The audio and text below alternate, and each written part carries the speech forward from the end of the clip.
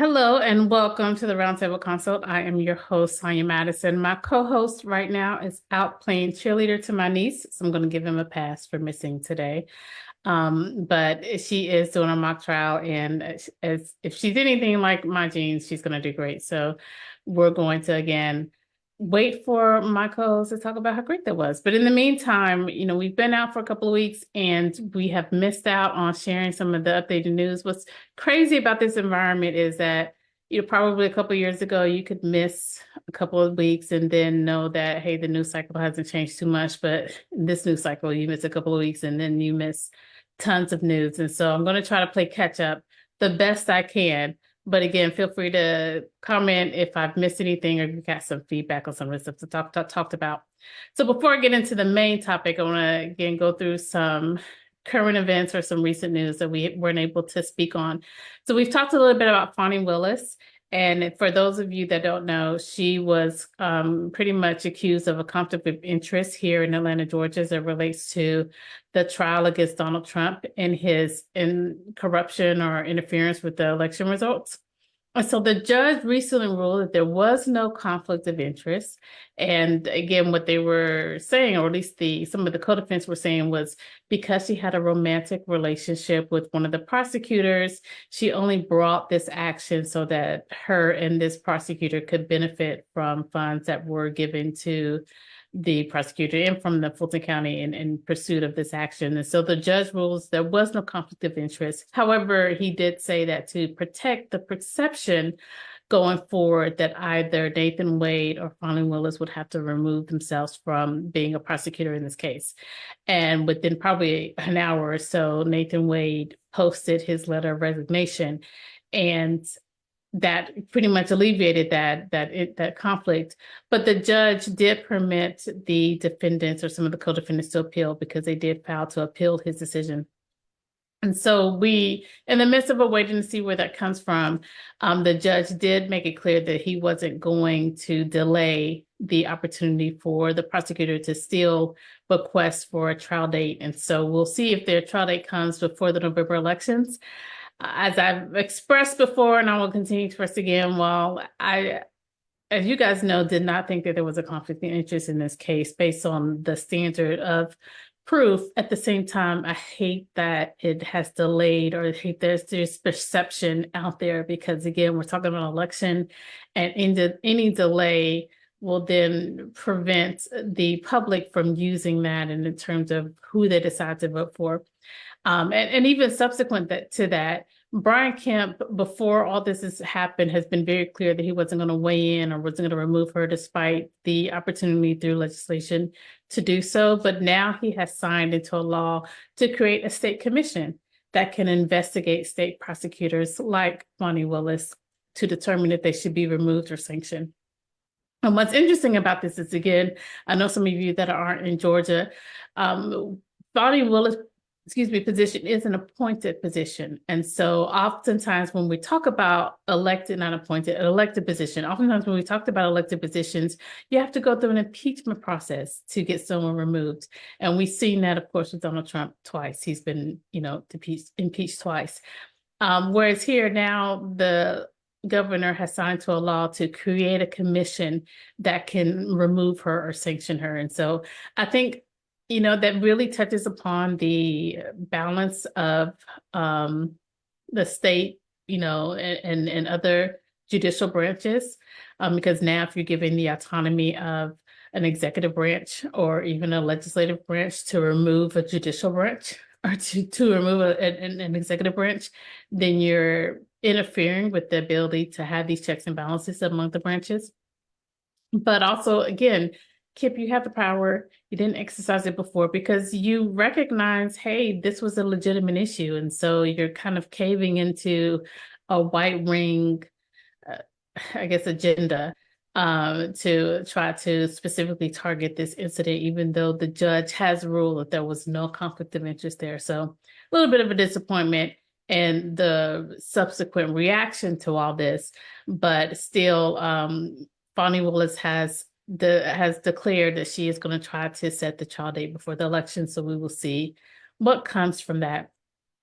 Also, some of the things that we missed is Donald Trump has pretty much vocally been saying that he cannot pay the $464 million bond or cannot secure a bond by Monday in New York. And so if you recall, Donald Trump has been held liable for fraud as it relates to claims in New York. And I think at this time, the fraud was over 300 and something $1 million, but because of interest, he was required to secure a $464 million bond by Monday. Now, there's been some reports that he may or may not will have that. I know that there's also been reports that the New York Attorney General has already started preparing the paperwork to see some of the assets in the event that he can't have it by Monday. But he has been very vocal on social media that securing this bond is not only outrageous, but he also claims that he has at least $500 million in cash, while lawyers are arguing that he has no way of securing a $500 million bond. And they're claiming that's completely impractical. And so we will see what will come from that.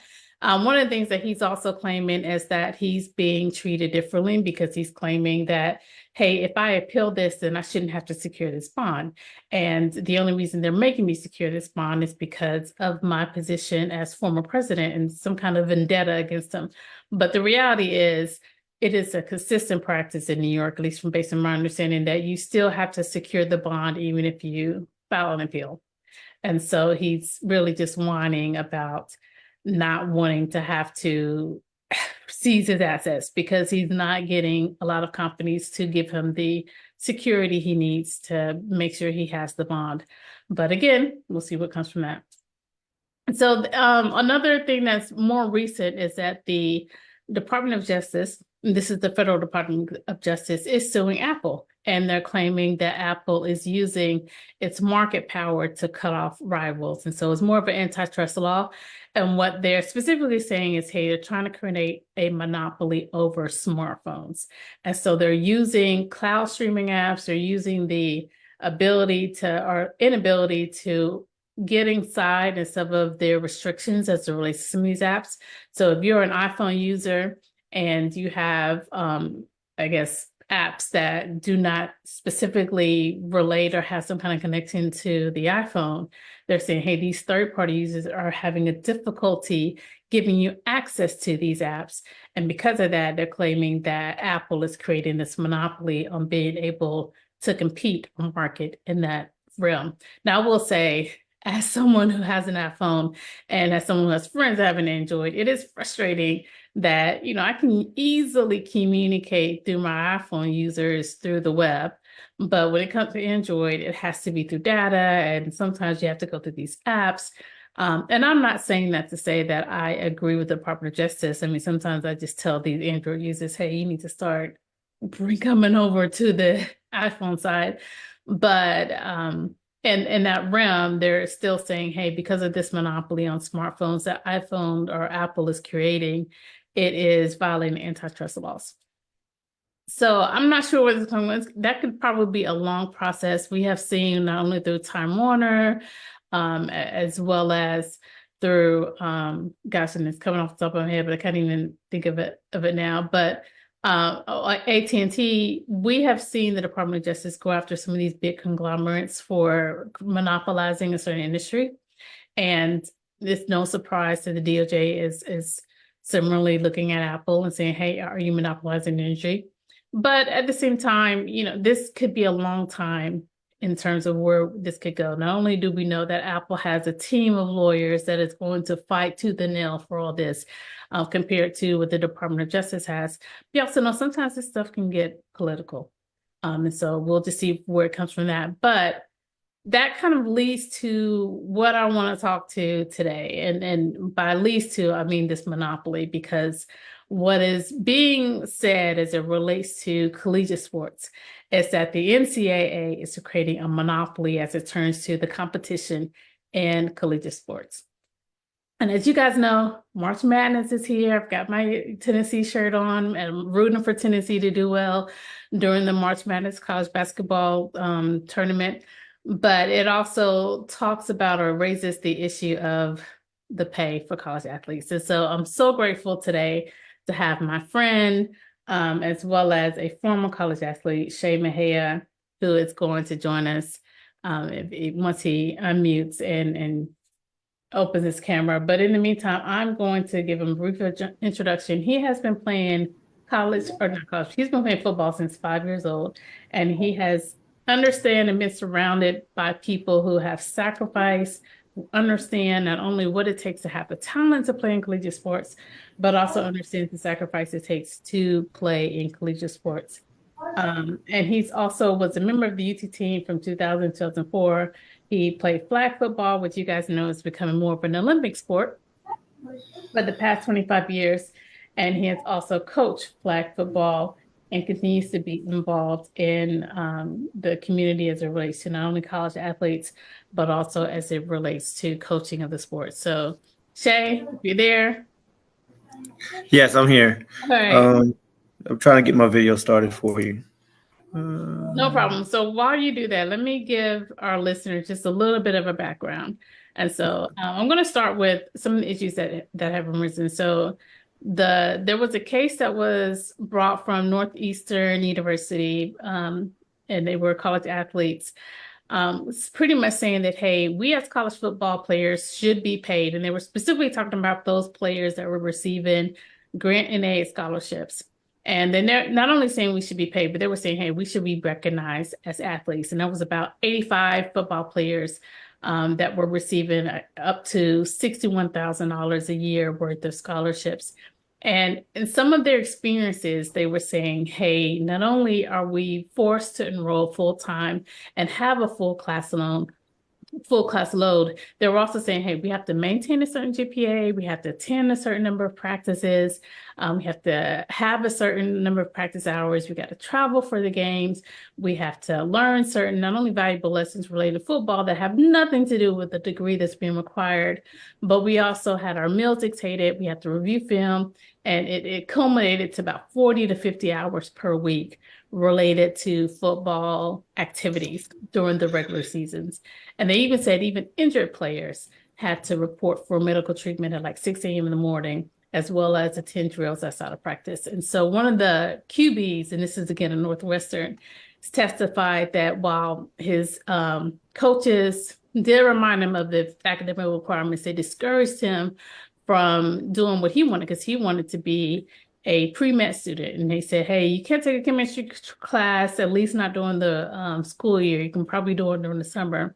But it forced him to change his major to psychology. Now, ultimately, the board held that, hey, because of the NCAA and this governing body, we cannot determine if you're employees. But there was some recognition that, hey, there's some sacrifices there. And that I want to make sure you speak on. But also, so leading from that became the NCAA versus Austin decision, and that was decided in 2021. And it was a unanimous court there. But the issue there was whether or not the NCAA violated the Sherman Act, which prohibits contract combinations or conspiracies and restraint to trade or commerce by restricting compensation for colleges or universities that offer student athletes. And in that specific, the court was looking more so, hey, can the NCAA make restrictions that relates to education-related activities, in which they said they could. But what I like about that decision is that it gave a little bit of a history. And so a lot of people say that, oh, this is all about Black players that feel entitled or whatever. But in that decision, it talked about how the competition started back in the 1850s. And during that time, Harvard and Yale had like a boat race, and a railroad executive decided to say, hey, for anyone that wants to participate in this boat race, I'm going to give you all expense paid vacation. I'm going to give you lavish prizes, and I'm going to give you unlimited alcohol. No one said anything, let it happen. Then we get into the late 1880s when college football really starts taking off, and Yale is using free meals, tuition, trips outside the countries, rights to scorecards, jobs in private companies to lure some of the college athletes there. Now you can, if you have a vision, you know, Black people aren't necessarily going to college during this period. So these are still all about white athletes. And then about 1905, the NCAA was created because of the huge popularity that became not only in sports, but also because some violence started happening, particularly in college football. And so they organized this body that set rules as it relates to the game, but also discussed the compensation of college athletes, again, given what was happening back in the 1800s. So by the 1920s, we get that college football was not a student's game, but rather an organized commercial enterprise featuring athletes with years of training, as well as professional coaches that were highly profitable in the competitions. And so again, as early as the 1920s, we're recognizing this is a commercial enterprise. So we then get to the 1930s, and we've got freshmen who are going on strike because they're saying, hey, these upperclassmen are getting paid more than we are. Now, again, I'm sure, Shay, you agree, we're still talking about white athletes here. So this is still not, pertaining to Black athletes. But they also recognize that under the table, these athletes were getting paid, they're getting incentives to win games. And at least one player said, hey, I can afford to graduate. I can afford to go into this academics because I'm getting paid so much to make sure I win. And so that then becomes your focus. So then we go into the late 1940s when the NCAA finally permits colleges to pay athletes using tuition and other educated related expenses. Then we go to the mid 1950s when the NCAA is permitting colleges to pay athletes using room, board, books, etc.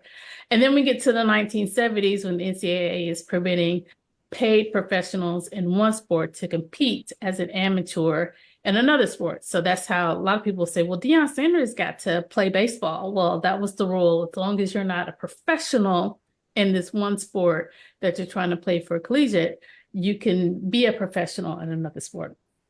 So then you get to the 2014, and then NCAA is permitting athletic conferences to authorize member schools to increase scholarships up to a full cost of attendance. And we've got power schools. So we've got 80 members of the Power 5 conferences, which is we often refer to as D1, Division I conferences, to vote to increase their scholarship limits. So when all you guys complaining about, man, the cost of tuition is so much, you can blame some of that as it relates to the college football or NCAA football, because if we increase how much we can give you on the scholarship, we of course can increase the cost of tuition. But what is really interesting, and then I'm going to bring in Shay, because I know this is a lot, but you guys know I love history. What's really interesting is to see how much revenue is going to collegiate sports. So one of the things that the court recognizes when it comes to March Madness, which we're in March Madness now, as it relates to basketball, these colleges, this NCAA, these conferences are making over $1 billion annually during the March Madness program. Then when we talk about college football, the broadcast for college football, and this is again a 2021 decision, so it's at that time, is approximately $470 million per year. Then we look at the SEC, which Shay, I know you can agree with me. SEC is probably the most dominant conference when it comes to college football or probably any sport. They have made more than $409 million during the regular season, but the total conference is over $650 million. And again, this is back in 2021, so we know it's increased far more than that. Then we've got the NCAA president who earns about $4 million per year. We've got commissioners of the top conferences earning between $2 and $5 million per year. We've got athletic directors averaging between $1 million annually. And we've got D1 coaches approaching, and on average, about $11 million. And assistant coaches making more than $2.5 million at D1 schools. So we've got all this money coming in. So I want to know, Shay, from your perspective, because again, not only do you know the sacrifice that these athletes are making to get to the sport, and I want you to elaborate on what that sacrifice looks like, but also whether you feel like they should get a cut of what revenue is coming in.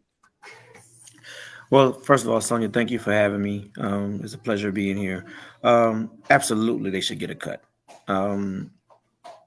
you're benefiting, I mean, the NCAA and all of the conferences from the hard work of these players.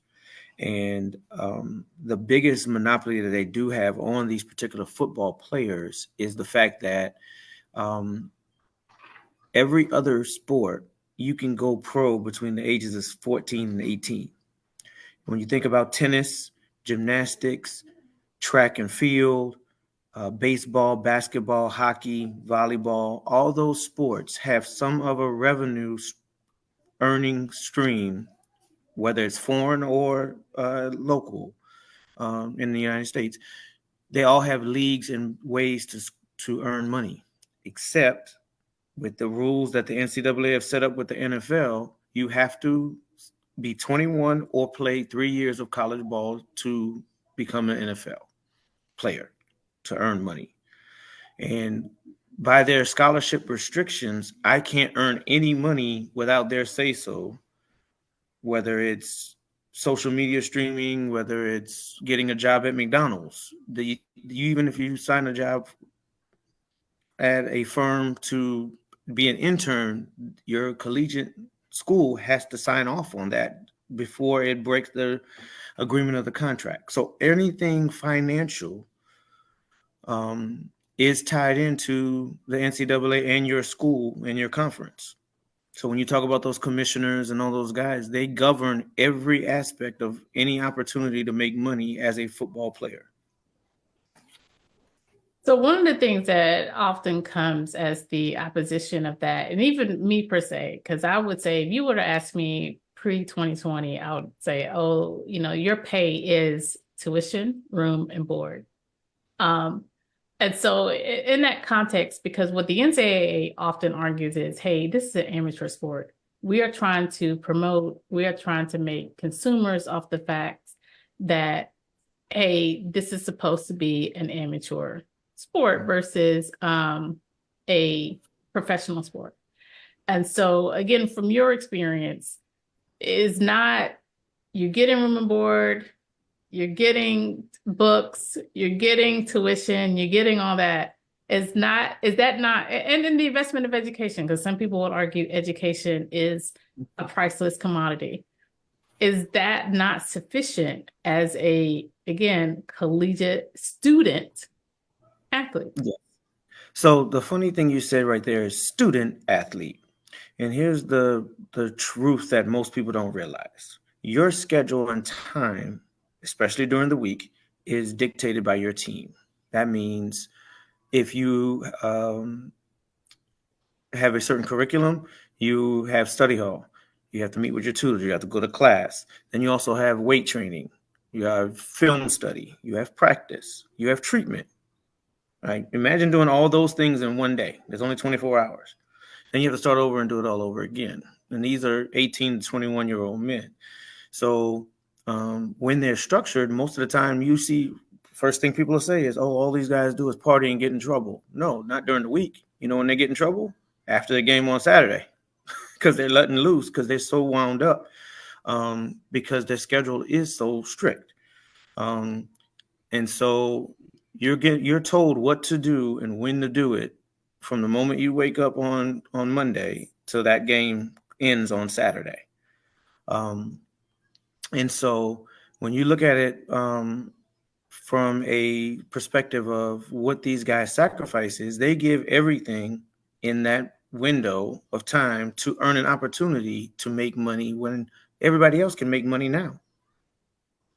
But even in that, because one of the things that Ted Cruz is doing right now is he's developed this task force because he doesn't like the idea that this decision from Alton is pretty much saying that college athletes, the NCAA, is still regulated by antitrust laws. And they want to be able to immune the NCAA and perhaps, other entities from having to deal with this antitrust law that the Alton decision created. And so if the idea is, yeah, you make these sacrifices, but you do it so that you can have a free education. You do it so that you can have access to getting whatever degree that could better prepare you for something else. And we know with the NCAA, at least according to their website, less than, I want to say 2%, maybe even 1% is going to or making it to the league. And so for the most part, it is Right. it's likely Right. you're not going to play professional. And so if So, it's an avenue by which you can get the degree necessary so that you can mm, still support yourself, is that not an investment into you that's sufficient enough for compensation? oh, it's absolutely an investment, but the truth of the matter is, um, there's only a handful of guys that will take advantage of that opportunity. And the reason I'm saying that is you've told all these players the only way to get to the NFL is through the NCAA and the Power Five, right? Which is now the Power Four, by the way, because Pac-12 is gone. But so now you have 80 schools with a few other mid majors that can compete, right? Competing for 1,600 NFL jobs, and only 200 to 300 of those jobs turn over every year. Right? We're about to have the NFL draft right after March Madness. There's only going to be 277 kids drafted. There's 100 kids on each team. That's 80,000. I mean, 8,000 kids for 277 spots. But the other part of that is every kid that signs up on an NFL scholarship, I mean, NCAA scholarship, believes they're going to the NFL, and they're coming to these schools like Georgia and Alabama and Tennessee because they feel like this is going to give me the best opportunity to get to the NFL. Well, if you give them another option, how many kids, if there was a semi-pro league that said, hey, from 18 to 21, you could play for the Birmingham Bulls, right? And you would make $150,000 like the G League in the NFL, NBA. You don't have to go to Duke and play basketball. You can go straight to the Ignite for the NBA and get $100,000, right? Play there for 2 years and go to the NBA. If there was a league that separated student athlete from athlete, how many kids would not go to college and go straight for the $100,000, $150,000 to change their families' lives? Because most of the people, and I'm happy you said black and white in the beginning of your history lesson, because majority of college black players are white, and they come from middle American families, those same fan bases that support Donald Trump, that claim that they're being ignored and not making any money and not having opportunity. A lot of those players are white. When you take away the Power Five, you look at most rosters, those are simple, small town. Where's the best place to be in America on Friday night? In a small town football game. It doesn't matter if you're in Midland, Texas, or Baton Rouge, Louisiana. It doesn't matter, right? So those same white players want an opportunity to make money to hand their families to change their situation, because what you're seeing is these kids are being groomed from a very, very young age. Pee wee ball. There even was a TV show not too long ago with Pee wee ball being promoted to show who can get to the NFL from 5 years old to 10 years old, because we're already labeling these kids. Well, if you're programming a kid, he's going to be boxed in to think this is who I am. And then when I get to an opportunity, you're going to tell me there's only 1,600 jobs and, and I'm supposed to go get one. So So it means something that's to be a part of local. the conversation because I guess to some degree, if they're arguing to the Supreme Court that, hey, this is an amateur sport, then they're also arguing that, hey, these are individuals who do not quite understand or grasp what it means to be responsible or what it means to be professional. And one of the things that Nick Saban says is, hey, listen, collegiate sports should be about training or helping these athletes to be more resilient, to overcome adversity, not about preparing you to go pro. And he's saying that, hey, some of these NIL deals, even though he claims that, hey, I'm not disputing that she get paid, he says that it shifts the focus from, hey, how do I become a disciplined person to be productive to society, to how do I make money on either on the field or off the court. And if, I was looking at statistics, if we're looking at college football, even basketball, if less than 2% are going pro, is the object or should the object be to teach them, how to be successful as a professional athlete, or should it be, hey, let's make sure you're prepared to be productive in some other area where you're using this academic source? Well, I mean, here's the truth is that coaches love the fact that they can use their graduation rate as like a uh, The badge of honor. gold star. Yeah, gold star, right? Even though But the, they're the telling truth them of the you can't, matter is you know. they're hired and paid to win games. So if let's say Josh Heupel, for an example, let's use Tennessee. We're not going to pick on Alabama fans because they may get upset. Let's say Josh Heupel's graduation rate is 68%, but Tennessee wins a national championship. Do you think anybody at the University of Tennessee is going to care that those guys are only graduating at a 68% rate? No, they're not. Philip Fulmer had over 89% rate graduation, and they ran him out as soon as he had 2 bad seasons in 3 years. But is it for them to care, or is it for the athlete to care? Because Well, if you're no. going in knowing that, hey, I'm likely not going pro, what should then be your focus? I mean, should you be Right. worried about what the Well, fans and, think, or you should be and worried and about yourself? I agree. There is some ownership on the players to realize everybody gets told you're not going to be able to play anymore. Whether it's an injury, whether it's an outside force, whether it's age, whatever it could be, every player, LeBron James is going to be told you can't play anymore at some point, right? What happens is the more you play and the more access you get and the more you're seen, you have a finite window to take advantage of. But if you have access to those windows, you always feel like as long as that window is open, I'm going to go through it. I have a chance to go through it. And so a lot of things do get put back on the back burner. Yes, you would want an education. But here's the other truth of that. How many average Americans that paid tuition are saying that and still pay their tuition loans, the student loans back, saying that my degree isn't worth nothing or I'm not working in the degree that I'm having. So you're telling me, hey, I'm giving you this scholarship. It's so important to go get your education when then I can look into a room of 12 other Americans right here next to me and say, hey, what are you doing with your degree? Oh, I'm working in this field and it's not doing anything. I'm not using my degree at all. That's a regular conversation on an everyday basis. So you're trying to sell me But something. with these college athletes, they're not having to pay the student loans back because it's not a loan. They're getting a scholarship. No, So, you're right. and You're so right. is the taking advantage of, am I taking advantage of the fact that I get this free scholarship to get a Mhm. free degree so that I can come out and not have to worry about student loans and I can come out being able Right. to be productive? Or are you Mhm. saying I'm taking advantage of the opportunity to make money off this small window as it relates to the sport? Right. But I'm So asking, which one is it? That's what I'm asking for you. Which it's one? actually, Someone but focus. it the school should focus on uh, them being student athletes. If you're going to put student in front of it, it's your responsibility to make sure that they become a good student and have that conversation. And every coach does. Now, I'm not saying that they don't. Every coach has an orientation, and when that orientation comes, they tell you right now, stand.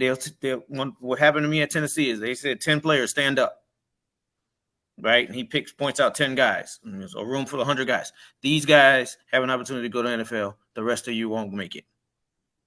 And what every player says They're is cranking on. being alpha males and being tough guys. And some of us even resent the guys that they pick. It's a funny dynamic. But every guy says, no, I'm going to be one of those 10. And that's what they feed off of, right? What are you going to do to be one of those 10? And they use it. It's a motivational tool because no one wants to be told they can't do something. I'm an American. I can do whatever I want. This is the land of the free and the home of the brave, right? But then you say, wait, I can't do what I want because if it was my choice, I would go straight to the NFL. Like some guys, LeBron James went straight to the NBA. They cut rid of it. Would you say that every one of those 10 people that stand up is ready for the NFL? Because if No, less than 10% are going to the NFL, then even if there wasn't a requirement that you have to go through college sports, you're right. still not eligible for the NFL. But here's what I'm saying though. If there was a subsequent league, right? A minor league, like the AAA baseball and the AA basketball and stuff like that, right? So if there was a minor league, I don't have to leave the league after my 3 years. If I'm making $100,000 playing minor league football, don't you think people would stay instead of working a regular job, y'all can play the game I love and make $100,000 a year. So what I'm saying is, yes, if you had something other than college football to do in that regard, there are going to be a ton of kids that don't want to go to class, that don't want to do. We saw this. We were on campus. We saw guys not wake up Well, till some of that right. is you saw is what I'm asking you is, hey, are you not as a college athlete, particularly in football? Because I do feel like when we're talking about, some of the other sports like track and field or and even though they have the Olympics there, in which they do get paid if they actually make it there, but that's still a small percentage. When we're talking about football, at least according to this decision back in the National Labor Boards with the Northwestern, they're saying, at least one of the quarterbacks is saying, hey, listen, I wanted to be pre-med. And when I expressed that, they said, well, you're going to have to take those essential classes during the summer because when it comes to the regular season, you cannot take chemistry. You cannot take any classes that not only would conflict with your morning workout or practice schedule, but would also deviate from the 40 to 50 hours that you'd have to put into football. Right. And so, And yeah, but then in that, if just like at any job, if there are prereqs or qualifications, like if I wanted to be an accountant, I still, to some degree, if they say, hey, you have to CPA, then you have to have a CPA. So if NFL is saying, hey, you have to go through college football, then you have to go through college football. That's just become a requirement that you have to make. But even with the CPA, not everyone is going to pass the exam. Even as a lawyer, not everyone is going to pass the bar. I mean, there's still going to be limitations on what you get there. But the question then becomes, if you understand, and maybe this is where you get the conversation from parents where maybe they're overly gaslighting their kids or not. And this is again for you to more so expand upon. But if you go in knowing, hey, listen, the percentage for me making it is less than 2. And I don't know, to your point, if an 18-year-old can grasp that or not. So then if they can't, then who's the responsibility to say, hey, listen, you should focus on what degree you want. Or unless you're saying, hey, it shouldn't be about that, capitalize on this moment now, because at least you can get an NIL deal, assuming you can, because I even imagine as small of a percentage that goes to a league, it's probably a small percentage that can get that NIL deal as well. So if you can't capitalize on the NIL deal, then would you tell the athlete, listen, maybe this isn't it? Or would you still not want to crush the dream, knowing that they're sacrificing their future for a small percentage that you'll be able to go pro? Right. And so the hardest part is getting a young man, and this is where Nick Saban is right? Is getting a young man to focus on multiple things. Because you're telling me, hey, you're playing football for Alabama, and that's the most important thing. But also go get your education. So which one is it? And most people don't realize if I'm working 60 hours a week on football, and then you want me to go to class, and then you want me to study, and then you want me to make sure I'm doing good, getting good grades, which they do with every team has tutors to make sure that you excel. But like you said, if I have a specialty and my class is at 3 p.m.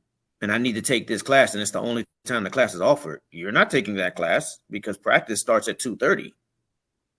And so, like you said, you could take it in the summer if it's available, or we'll figure out a way for you to maneuver it in the spring.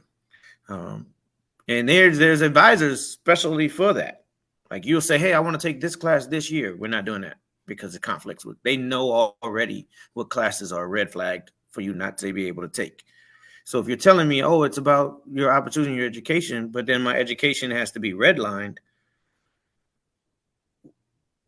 but your interest in class is saying, okay, well, that's all back. That's you're telling me right then and there, that's on the back burner. So right now, focus on this because this is priority. And it happens all the time. I remember a few years ago, Florida State had a Rhodes Scholar on their team.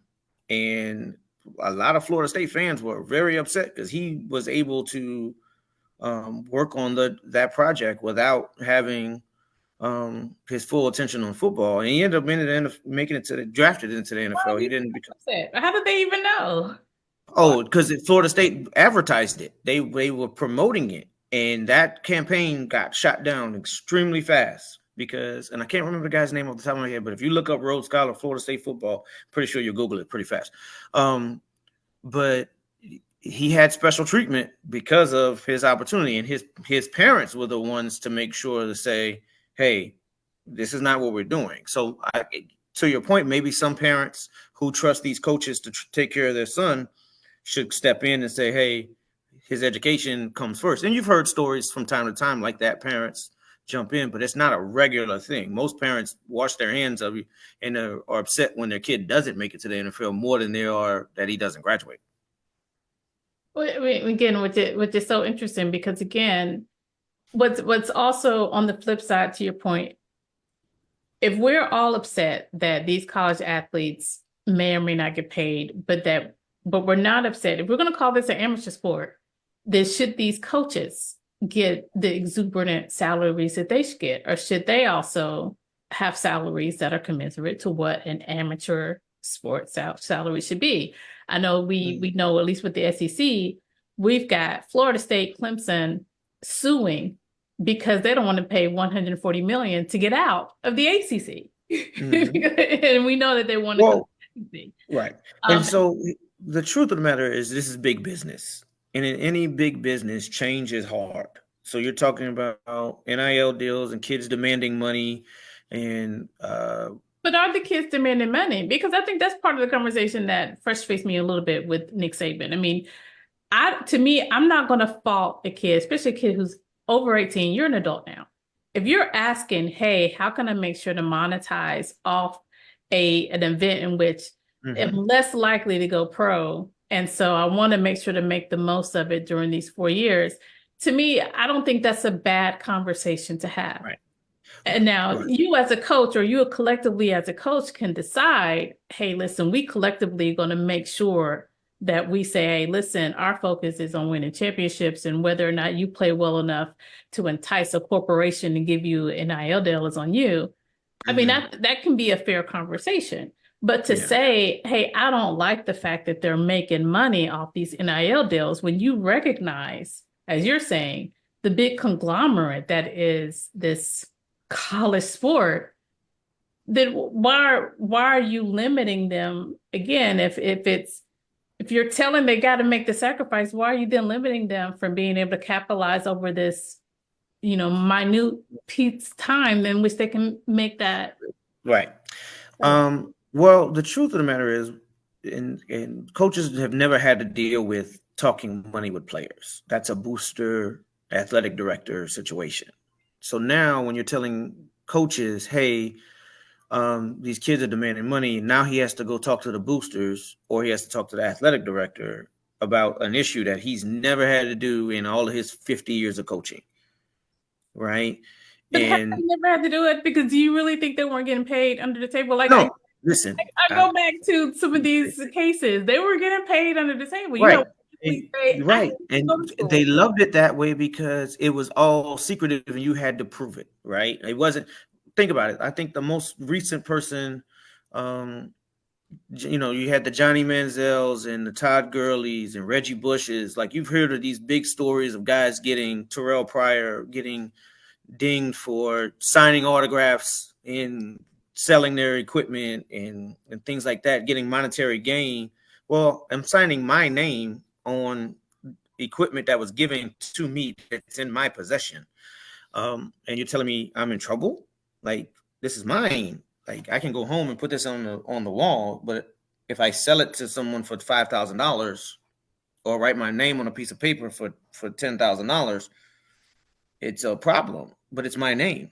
I didn't write University of Tennessee on it. I wrote Shea Mejia on it. So, and that's where it gets a little tricky, because the truth of the matter is, and I love Ted Cruz because he's funny, because those same boosters. Well, no, I'm saying because he's funny. I don't love him because he's a politician. It's funny because those boosters that support him also support TCU, Texas Tech, Houston, Texas A&M, all those big boosters. So when he asks for money, and the booster says, "Oh no, I can't give it to you because I gave it to this kid to be a 5-star receiver at the University of Texas." Well, why are you giving my money to this kid? Because they care about Texas football. But you know, the real truth of the matter is, right now it's the Wild Wild West.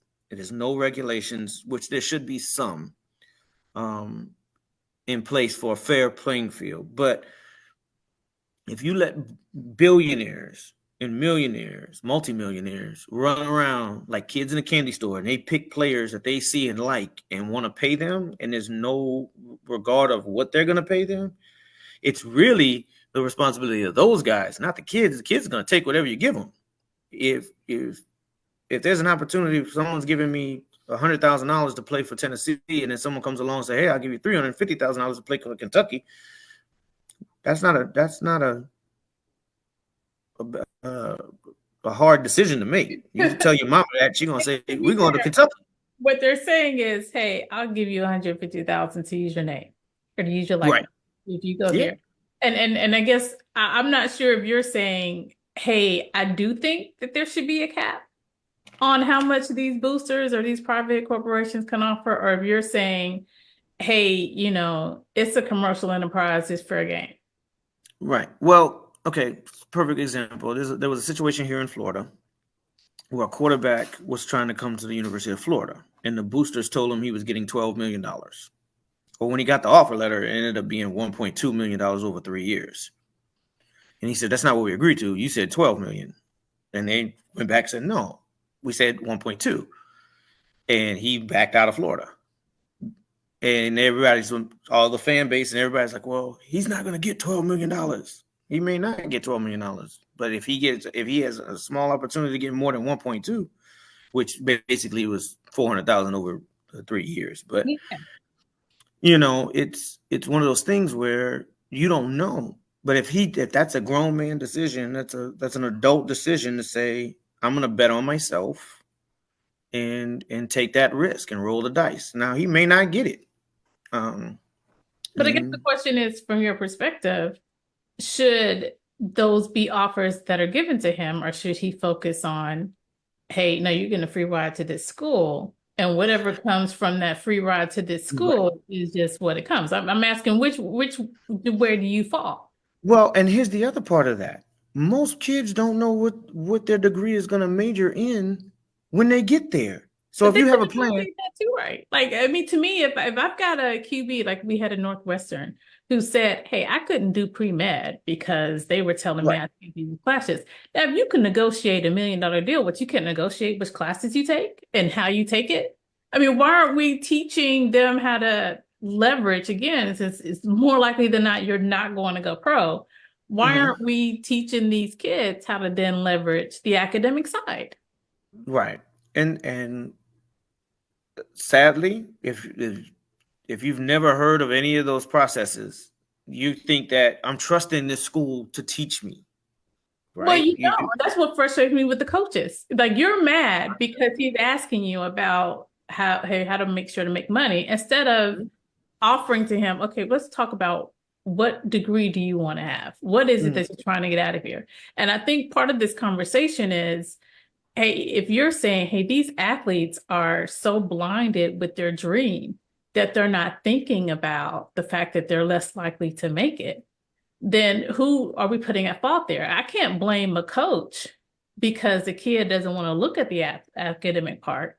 Do I blame the Mhm. parent? Do I blame the high school? I mean, where are we putting this fault to it? But even with that, I'm also not saying that, again, you're $1 billion industry. We got $1 billion coming into March Madness for college Mhm. basketball. I'm not going to be mad at this grown 18-year-old for saying, hey, how can I make sure to get a share of that? Assuming, again, you're at a school that is getting a substantial share. Right. And each situation is different. And once again, the one part of this is you're dealing with a young man, and he doesn't know who he is. All he knows is football, right? And But whose fault is that? That's the thing that we're missing on the well, conversation. Because again, when I talked about the Northwestern decision, this guy said, no, I wanted to be pre-med. I wanted to go to med school. So he knew what he wanted to do, but he he had went to Northwestern. He didn't go to Wisconsin or Michigan. He went to Northwestern. He knew what he okay, was doing. coaches tell him, okay, I Right. hear that, but you're not Okay. taking the class during the school year. And think about that. Northwestern is one of the lower level teams in the Big Ten, and they said you can't do it. So what do you think Michigan and Ohio State is going to say?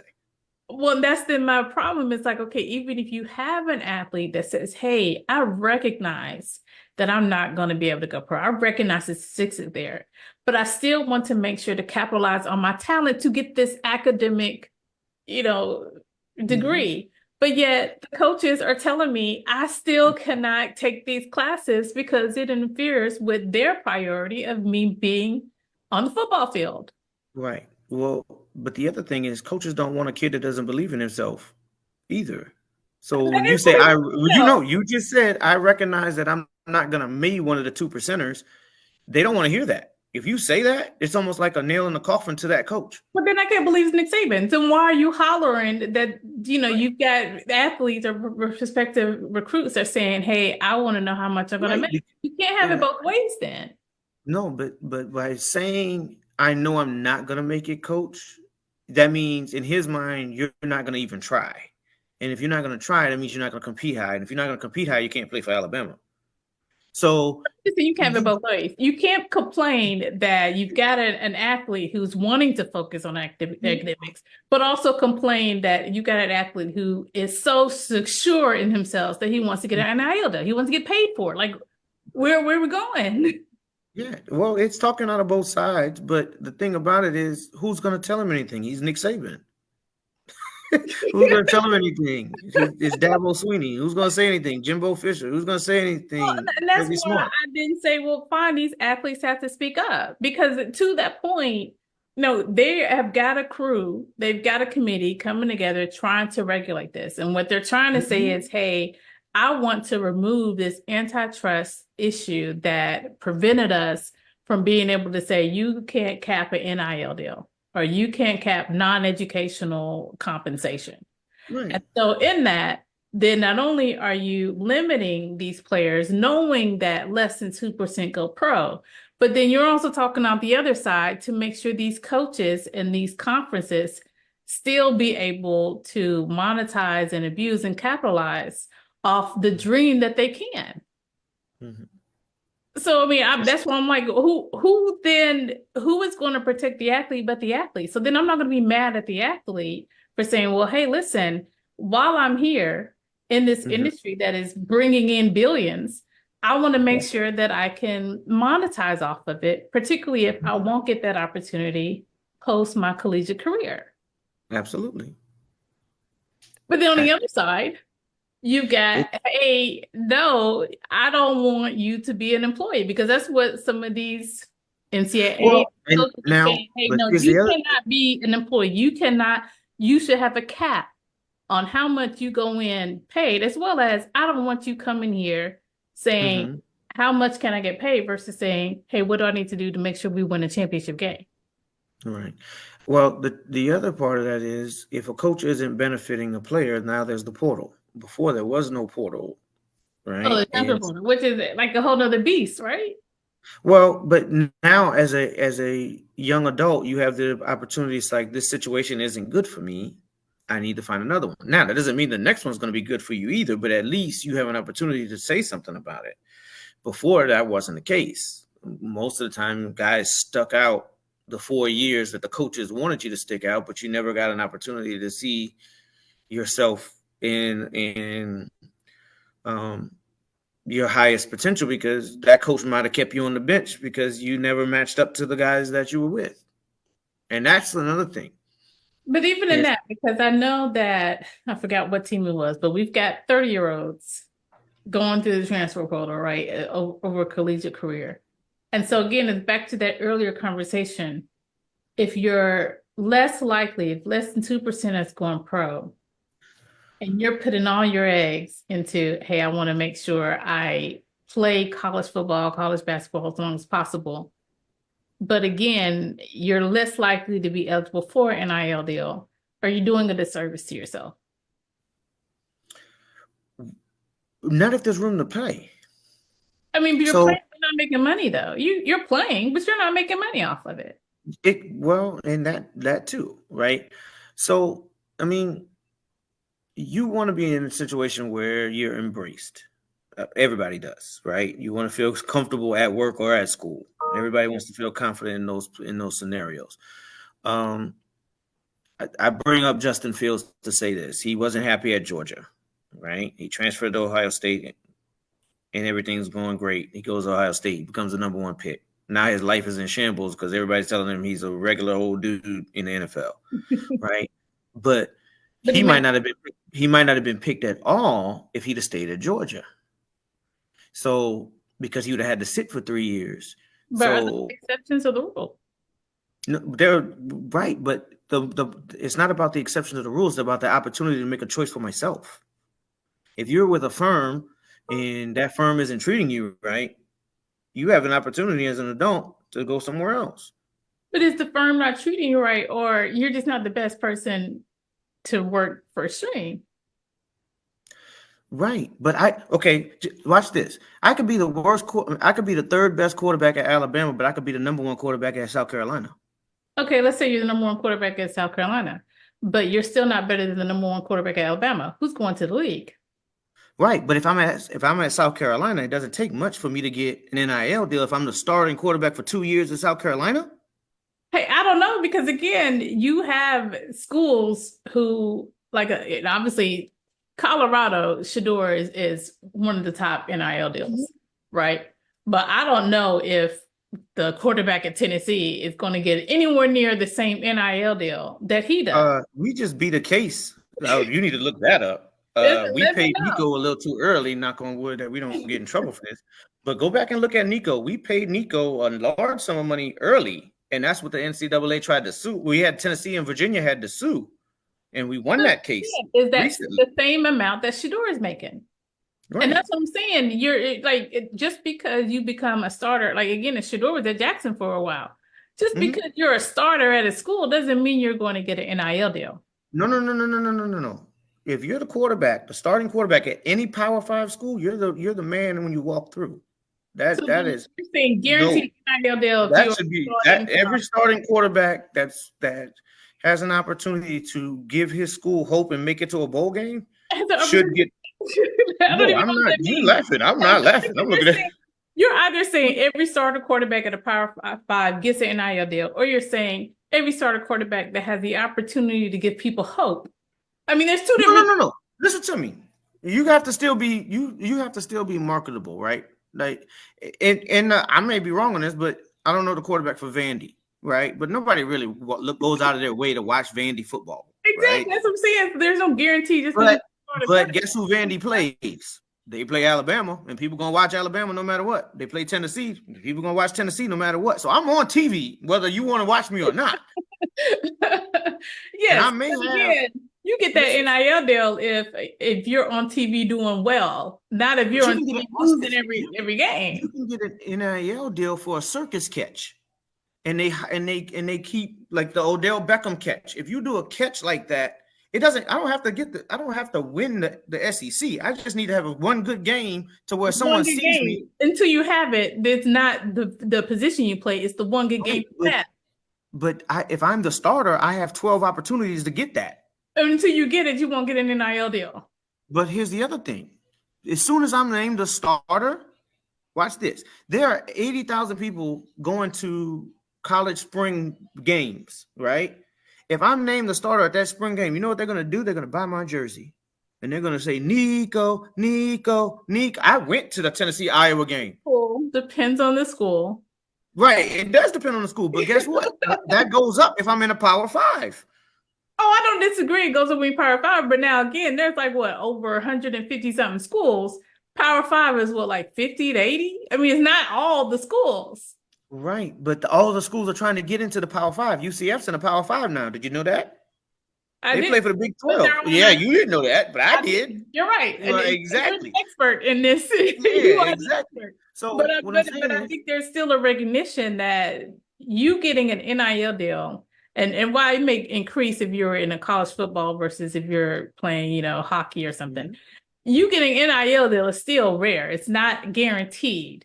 It's not Well, guaranteed. you have to have something going in. But here's the thing: when with these recruiting boards and the marketing behind that, if you ever research the money behind the recruiting and the transfer, And I you'll did look at some you'll of those numbers. At least one of the cases said one school spends over $200,000 in recruiting. yeah. No, Georgia's recruiting and Tennessee's recruiting is over $1 million a year. Well, when I say spend, they're Yeah, giving that's they're right. giving That's the athletes. flights, hotels, Yeah, travel. but I mean they're compensating the athletes, not just expensing, recruiting efforts, but they were No, giving these if the recruiting budget $200,000. to talk to them is $1 million, what do you think the rest of it is? If the expense report is $1 million, you can only imagine what the outcome is. And that's what I'm saying is once they name a starter, right? Once they name a But starter, more likely the starter is not going to be someone you recruited first year. huh? Most Oh, likely, everybody loves a freshman or a new guy or transfer. but they're likely not going to be the starter. I mean, that was the thing with Alabama was, hey, listen, they get these top recruits, but they're not starting. Listen, everybody wanted Milroe. They just were frustrated that Milroe took 3 games to get going. Everybody wanted Milroe. From what he did last year, those You're 3 games he played going to last year point versus this out the year, exceptions, but again, the he's general talking rule Alabama. is you're not starting as a freshman. I mean, come on, that is the general rule. No. The quarterback at Texas started as a freshman. Again, you Yes, gotta pick out the exceptions, but again, is the general rule that you're starting as a freshman. well, okay. No, because now the portal says I can go get a junior who's not happy. So that's what I'm saying. You're not likely to start as a freshman, just like you're not likely to go pro. Okay, I mean, right. You're right. You're right. But what I'm saying is this, right? I'll give you a quick example. Uh, Ualungale was playing for Clemson as a freshman, right? Had a struggling year. Clemson didn't make the playoff. They still were top in they still I think even went to the ACC championship, but they weren't in the playoff. They ran that kid out of town, said he sucked. He goes to Oregon State, balls out. Guess where he's at now? The conference that everybody told him he sucked, he's at Florida State and he's a superhero. He hasn't played it down.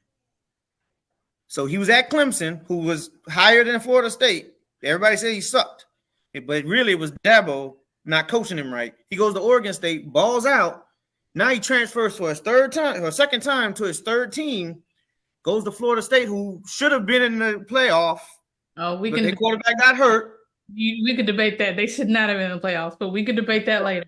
Listen, what I'm saying is, if their quarterback doesn't get hurt, they're in the playoff. Can we agree? Again, Florida State went in the playoff, rightfully so. But go ahead.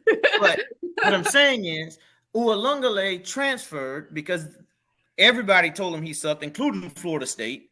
Goes to Oregon State, proves everybody wrong because he got a coach that's worth something. That coach leaves, goes to another school, so he transfers to Florida State to take over. And before he takes a snap, everybody in Florida is so excited about Ualungale. When less than 48 months, 24 months, he was a bum.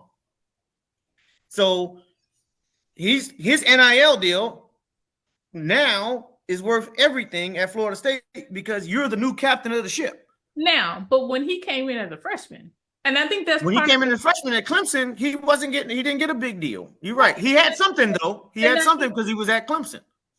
Oh, come on. Just because you're at a D1 school doesn't mean you're going to get an NIL deal. Okay. So here's the thing, right? The funniest thing is people pay attention to who the freshman quarterback. Do you know what the Elite 11 is? Explain it to our listeners. So the Elite 11 is a high school program run by college and pro quarterbacks, former college and former pro quarterbacks, where they decide who the best 11 high school quarterbacks are in the country. So before you go to college, some have already decided where they're going to college, some haven't. They do a TV show every season, right? some of these quarterbacks that we talked about all were on this Elite 11. Once you're part of the Elite 11 in high school, if every fan base is saying, I need one of those Elite 11.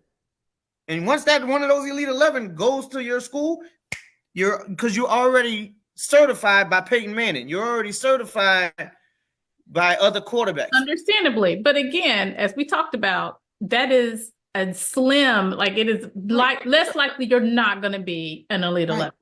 No. But what I'm telling you is the freshmen that are starting are the Elite 11 or the ones that's right outside the Elite 11. Not that many D1 schools for all 11 to be starting. I mean, I'm just saying, like, yeah. not every D1 school is going to have an Elite 11. So then not every D1 school is going to have their freshman quarterback make an NIL deal. Because it's not 11, it's way more than 11 D1 schools. So when you say NIL deal, do you think you're just talking about a national brand deal? I'm talking about any contract in which you are making money. Because when we say, and for our listeners, NIL means name, image, and likeness. And so if you get this contract, and it's usually from a private entity in which they're going to pay you for your name, image, and likeness, then that's what I say NIL deal. But also I say oftentimes what motivates a private entity to give you that deal, and I think you spoke upon this, is that you get playing time because you need to be visible and seen. And so if you're most likely or more likely than not as a freshman coming in, not going to be playing, then you're not going to get an NIL deal. That's why I said it's only when the team names you the starter. So if the team names you the starter in the spring, you're going to get that NIL deal by the fall. If the team names you, if you're right, if you go into the fall and we don't know who our quarterback is until right before kickoff, you're right. You're not getting the NIL deal. But if they name you the quarterback in the spring at the spring game, you're getting that NIL deal. You see what I'm saying? Yeah, so but then I'm saying if it comes to recruiting, it's not. I understand the perspective from a coach when a player is saying, a high school player is saying, "Hey, I want to make sure to get paid." Well, again, I don't know who's going to be starting come the season. I gotta see how you play. I got to do before I even determine who's going to be starting. And I mean, I agree that that's fair, but I'm also saying that. But now, to be fair, the response shouldn't be, hey, I don't want you concerned about playing. I want you to, or concerned about a contract. I want you to concerned about a championship. The response really should be, okay, this is what I require for you to make a starting position. Because to make it seem as if these players are entitled because they want to get paid, I don't think that's fair. If they're not likely to play professional, and this is a small window by which they can capitalize on their talent. So there's something in college football that's known as saying never miss an opportunity to put something on tape, right? So when you're talking about some of these NIL deals, some kids will actually pass on big NIL deals to guarantee a starting spot. And you'll see kids get upset when they don't start, when the coach told them they were going to start. Because what happens is, if I can put on tape what I can do, whether it's 2 years, 3 years, the NFL is going to find me, right? If I do what I'm supposed to do, the NFL is going to find me. So, and you'll see, watch this.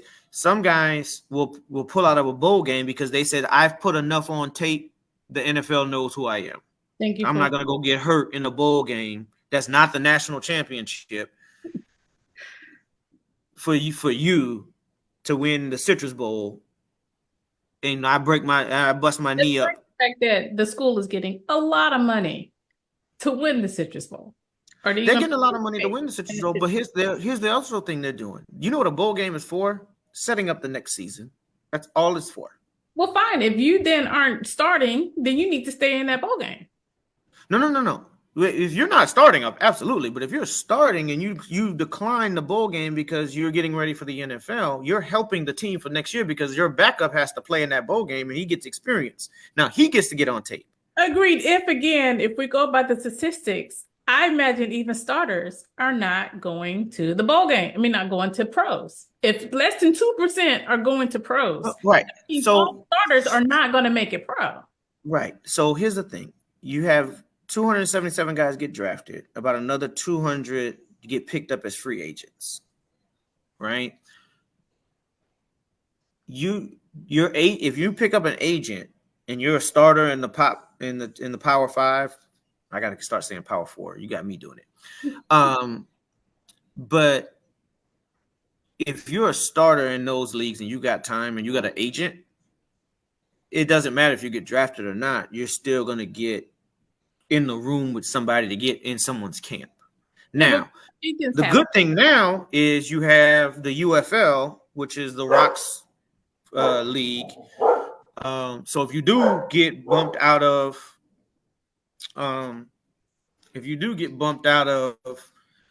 the NFL, there's another league. So that's a beautiful thing for some of these guys who will get their hearts broken because you can go. The world isn't over, right? Whereas before that wasn't available. This is, I think, the second year of all of the UFL, XFL, USFL experiment. But that's what it is. It's you. If you get invited to the combine or if you have a pro day, there are enough people there to see you have an opportunity. If no one shows up at your pro day, you need to go back to class. Like, don't even worry about coming out. Well, listen, I gotta have you back on. Unfortunately, we're out of time, but I gotta have you back. It's okay. I'm sorry I took up so much of your time. But I hope I got some clarity for you. Well, I don't know if you got some clarity because, again, obviously the controversy here is should they be employees? And I don't know if you're saying they should or shouldn't. But also part of this controversy is, hey, you've got these coaches that are whining, despite the fact that these coaches are making, again, approaching 11 million to pretty much commercialize on these athletes. Well, I will say this. If it gives competitive balance to make them employees and it gives rules for all of those schools, then I'm for it. If there's some kind of competitive balance shift because of SEC gets this, Big 12 gets this, then I'm not for it. If it's universal, then I'm for it. Well, and again, also one problem that we didn't talk about is it won't be collective to all sports because while, again, college football and basketball bring in a lot of money, if we're talking about diving, if we're talking about baseball, right. Well, there's some Pac-12 people that's very upset because there's some great sports that happen out west in softball, volleyball, and things like that. That because football makes the most money and supports those sports, they have to destroy their legacies and what they've gone through. And now UCLA has to fly and play Maryland. When they would, that would be a well, and this is one issue. But if we're talking about paying employees, okay, how do we determine what to pay them? Because again, if all of them have to make the same sacrifice, but they all don't bring in the same revenue, and I think it's one of the things that I think that is happening with women's basketball. I think college women's basketball is probably getting way more airplay than professional. Well, yeah. See a collegiate female athlete and more sports than one, because I know gymnastics does really well in college than it would do, elite. If they're still not going to be able to get the same compensation as a football player, then I think that's part of the problem is how are we going to determine what the pay will be? Right. And so, well, it's a never-ending cycle, but we only want to make it better. It's not going to be perfect. I know you want it to be perfect. That's always been your MO. You want things to be right. Make it better for who? It's not going to be that. But that's what I'm saying. Who's making it better for? Because again, I think that the one. Well, that's why it's a fight and a debate. May or may not be fair. And, we're here because athletes sued saying, hey, this isn't fair. And, but yeah, I got to have you back on. Thanks so much. You're welcome. I enjoyed it. But also because I know you're in Florida, and that was another thing. I was like, man, I can't even talk about the fact that Florida is now taking DEI programs, and you got your kids thinking they may go to Florida. Yeah, that's not an option. No, that's already been taken off the table. But if someone is in Florida and they want to get your services, do make sure you put it in the comment section on Facebook as well as in the chat where they can contact you, because I know you do personal training and stuff like that. Yeah. Or if they even want to talk about coaching of football, make sure you let them know. Sound good? All right, thank you. You have a good one. You too.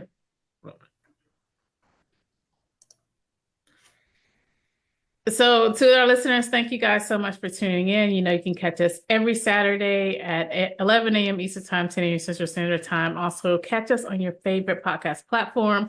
Also, make sure you catch us on YouTube as well as on Star Radio for a repeat of this episode. Once again, thank you guys so much for tuning in. And I hope to see you next Saturday right here on the Roundtable.